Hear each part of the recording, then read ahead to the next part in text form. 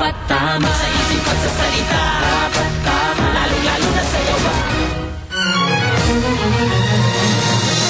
Isa't kalahating buwan bago mag-eleksyon, bumaba po ang ranking ni na Team Pinoy Senatorial Candidate Cheese Escudero at Grace Poe sa pinakahuling survey ng SWS. Saksi si Jam Sisante.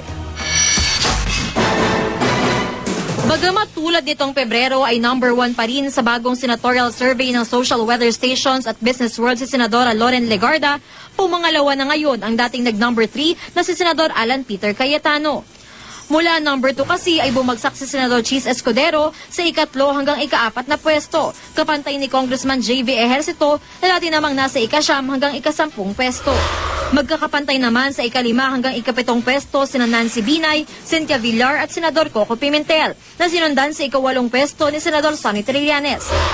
Si Senador Gringo Honasan naman nasa ika-9 na pwesto mula sa ika-15 nitong Pebrero. Ika-10 pa rin si Bam Aquino. Pero ang kasamahan nila sa Team Pinoy na si Grace Poe bumaba sa ika-11 pwesto mula sa ika-5 hanggang ika-6 noong nakaraang buwan. Nasa ika-12 pa rin si Congressman Sonny Angara.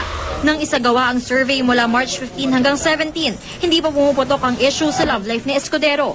Ang mainit na issue noon, ang paglaglag ng United Nationalist Alliance sa nooy mga common candidate nilang sina Poe, Legarda at Escudero. May alegasyon pa nga si Escudero na nangangampanya umano laban sa kanya ang isa sa mga leader ng una na si Joseph Estrada, bagay na itinanggi ng dating Pangulo. Panahon din ito nang linawin ni Poe na hindi siya ang nang iwan sa una dahil hindi naman daw siya inimbitahan sa una lineup kaya sumama siya sa Team Pinoy.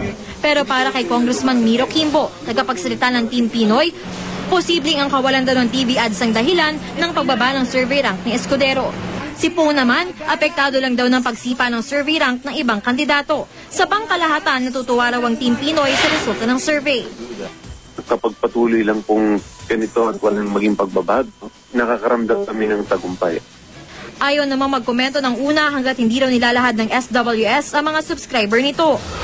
Maliwanag naman yung Section 26A ng COMELEC Resolution 9615 na dapat nilang i-disclose kung sino ang mga nagbayad doon sa survey. Sagot naman ng SWS, walang nagkomisyon sa pinakahuli nilang survey. Sarili na nila itong inisyatibo, katuwang ng pahayagang Business World. Naging mainit ang labanan ng Team Pinoy at una nitong mga nakaraang linggo. Pero ngayong Holy Week, pahinga daw muna sa pangangampanya ang senatorial candidates ng dalawang koalisyon. Ako si Jam Sisante, ang inyong saksi.